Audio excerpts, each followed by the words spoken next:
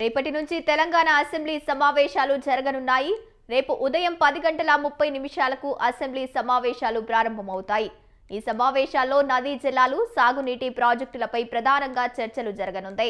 ఇక శాసనసభ సమావేశం కోసం సర్కారు సన్నద్ధమవుతోంది. చర్చలో బీఆర్ఎస్ వాదనలు తిప్పికొట్టేలా సర్కారు కసరత్తు చేస్తోంది. ఇక సభ వేదిక ప్రజలు అన్ని విషయాలు వివరించేలా చర్యలు తీసుకుంటుంది. నదీ జలాల అంశంపై పూర్తి స్థాయిలో చర్చకు సిద్ధమని ఇప్పటికే సర్కారు ప్రకటించింది. నీటిపారుదల శాఖ అధికారులు పూర్తి సమాచారాన్ని సిద్ధం చేస్తున్నారు.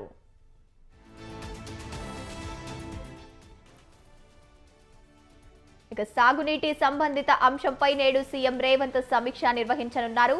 అధికారులు సిద్ధం చేసిన సమాచారాన్ని ఆయన పరిశీలించనున్నారు.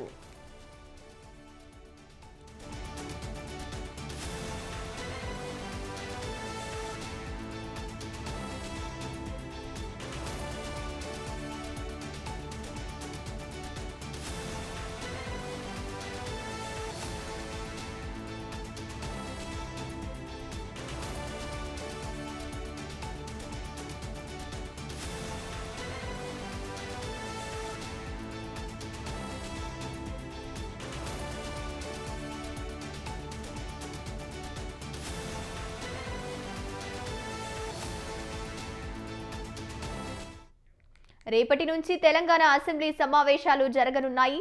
రేపు ఉదయం 10:30 అసెంబ్లీ సమావేశాలు ప్రారంభమవుతాయి.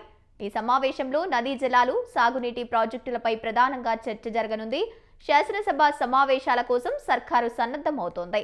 ఇక చర్చలో బీఆర్ఎస్ వాదనలు తిప్పికొట్టేలా సర్కారు కసరత్తు చేస్తోంది. ఇక సభ వేదికగా ప్రజలు అన్ని విషయాలు వివరించేలా చర్యలు తీసుకుంటుంది. నదీ జలాల అంశంపై పూర్తి స్థాయిలో చర్చకు సిద్ధమని ఇప్పటికే సర్కారు ప్రకటించింది.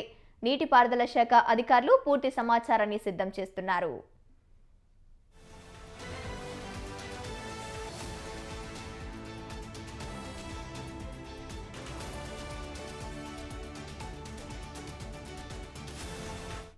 సాగునీటి సంబంధిత అంశంపై నేడు సీఎం రేవంత్ రెడ్డి సమీక్ష నిర్వహించనున్నారు.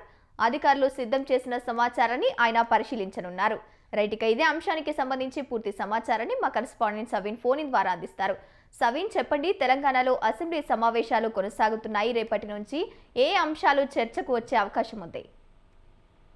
రేపు ఉదయం 10:30 గంటలకు తెలంగాణ శాసనసభ శాసన మండలి సమావేశాలు ప్రారంభం కాబోతున్నాయి. అసెంబ్లీ శీతాకాల సమావేశాలు 3 నుంచి 4 రోజులు ఉంటాయని చర్చ జరుగుతోంది. ఇప్పటికే సీఎం రేవంత్ రెడ్డి మంత్రులతో ప్రత్యేకంగా అసెంబ్లీ సమావేశాల్లో చర్చించాల్సినటువంటి ఎజెండాపై సుదీర్ఘంగా మంత్రులతో చర్చించారు. ముఖ్యంగా సాగునీటి అంశాలు, కృష్ణా గోదావరి నదీ జలాల అంశంకు సంబంధించి రాష్ట్ర ప్రభుత్వాన్ని బీఆర్ఎస్ పార్టీ కార్నర్ చేస్తోంది. కేంద్ర ప్రభుత్వానికి, ఏపీ ప్రభుత్వానికి సీఎం రేవంత్ రెడ్డి అనుకూలంగా వ్యవహరిస్తున్నారంటూ బీఆర్ఎస్ పార్టీ ఆరోపణలు చేస్తోంది. బీఆర్ఎస్ అధినేత మాజీ ముఖ్యమంత్రి కేసీఆర్ ఇదే అంశాన్ని ఎజెండాగా తీసుకుని ప్రజల్లోకి వెళ్లాలని భావిస్తున్నారు. మరోవైపు పాలమూరు రంగారెడ్డి ప్రాజెక్టుకు సంబంధించి 45 టీఎంసీలు చాలంటూ కేంద్ర ప్రభుత్వానికి లేఖ రాశారంటూ కూడా బీఆర్ఎస్ పార్టీ ఆరోపణలు చేస్తోంది. దీనిపై స్పందించినటువంటి రాష్ట్ర ప్రభుత్వం అసెంబ్లీ సమావేశాల్లో సాగునీటి ప్రాజెక్టుల అంశంపై, నీటి కేటాయింపుల వాటాల అంశంపై చర్చించేందుకు సిద్ధంగా ఉన్నాము. అసెంబ్లీకి కేసీఆర్ రావాలంటూ సీఎం రేవంత్ రెడ్డి సవాల్ విసిరారు. ఈ నేపథ్యంలోనే రేపటి నుంచి ప్రారంభమయ్యే తెలంగాణ అసెంబ్లీ శీతాకాల సమావేశాల్లో ప్రధానంగా సాగునీటి ప్రాజెక్టుల అంశం ప్రధాన ఎజెండాగా ఉండబోతోంది. దాంతో పాటు ముఖ్యంగా 42% రిజర్వేషన్లకు సంబంధించి, ఎంపీటీసీ, జెడ్పీటీసీ ఎన్నికలకు సంబంధించి ఇప్పటికే గ్రామ పంచాయతీ ఎన్నికలను పార్టీ పరంగా 42% రిజర్వేషన్లు ఇస్తామంటూ ప్రభుత్వం నిర్వహించింది. దీంతో ఎంపీటీసీ, జెడ్పీటీసీ ఎన్నికలకు సంబంధించి 42% రిజర్వేషన్ల విషయంలో ఏం చేయాలి అనే దానిపైన కూడా అసెంబ్లీలో చర్చించబోతున్నారు. ఇక మరోవైపు హైదరాబాద్ కు సంబంధించి పోలీస్ కమిషనరేట్లకు సంబంధించి 3 కమిషనరేట్లు ఇప్పుడున్నాయి. హైదరాబాద్, సైబరాబాద్, రాచకొండ. ఇక 4వ కమిషనరేట్ ను కొత్తగా ఫ్యూచర్ సిటీకి సంబంధించి 4వ కమిషనరేట్ ను తీసుకురావాలని ప్రభుత్వం భావిస్తోంది. ఇప్పుడు జిహెచ్ఎంసీ పరిధిని కూడా రాష్ట్ర ప్రభుత్వం పెంచింది కాబట్టి దీనికి సంబంధించిన అంశాలపై కూడా అసెంబ్లీ సమావేశాల్లో చర్చించేందుకు ప్రభుత్వం సిద్ధమైనట్లుగా తెలుస్తోంది. ప్రధానంగా ఇప్పటికే బీఆర్ఎస్ పార్టీకి సంబంధించి కృష్ణానది జలాల అంశంతో పాటు పాలమూరు రంగారెడ్డి నీటి కేటాయింపుల అంశంపై ప్రభుత్వాన్ని నిలదీయాలని భావిస్తోంది కాబట్టి ఈ అంశంపై అసెంబ్లీలో చర్చించేందుకు సిద్ధంగా ఉన్నామంటూ ప్రభుత్వం స్పష్టతనిచ్చింది. దీనిపై ఉత్తమ్ కుమార్ రెడ్డి జనవరి 1వ తేదీన కాంగ్రెస్ పార్టీకి సంబంధించిన ఎమ్మెల్యేలు, ఎమ్మెల్సీలు, మంత్రులకు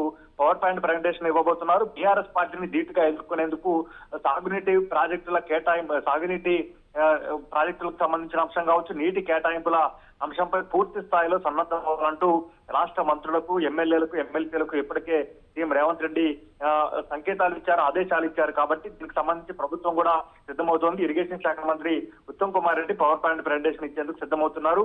ఇప్పటికే ఈ మూడు అంటే కృష్ణా గోదావరి నదీ జలాల అంశంతో పాటు కృష్ణా నదికి నీటి కేటాయింపుల అంశం, పాలమూరు రంగారెడ్డి ప్రాజెక్టుకు టీఎంసీలు 45 టీఎంసీలు చాలంటూ రాష్ట్ర ప్రభుత్వం లేఖ రాసిందంటూ బీఆర్ఎస్ అంటుంది. కాబట్టి వీటన్నిటి అంశాలపై పవర్ పాయింట్ ప్రజెంటేషన్ అసెంబ్లీలో ఇచ్చేందుకు కూడా ప్రభుత్వం సిద్ధమవుతుంది. ఒకవేళ ప్రభుత్వం పవర్ పాయింట్ ప్రజెంటేషన్ ఇస్తే మాకు కూడా అవకాశం ఇవ్వాలంటూ బీఆర్ఎస్ పార్టీ డిమాండ్ చేసే అవకాశం కనబడుతుంది. ఇక బీఆర్ఎస్ అధినేత, మాజీ ముఖ్యమంత్రి, ప్రధాన ప్రతిపక్ష నేత కేసీఆర్ ఇప్పటి వరకు తెలంగాణలో కాంగ్రెస్ పార్టీ అధికారంలోకి వచ్చి 2 ఏళ్లు పూర్తయింది. అయినప్పటికీ ఇప్పటి వరకు జరిగినటువంటి అసెంబ్లీ సమావేశాల్లో చర్చలో పాల్గొనలేదు. కేవలం 2 సందర్భాల్లో మాత్రమే కేసీఆర్ అసెంబ్లీకి వచ్చారు.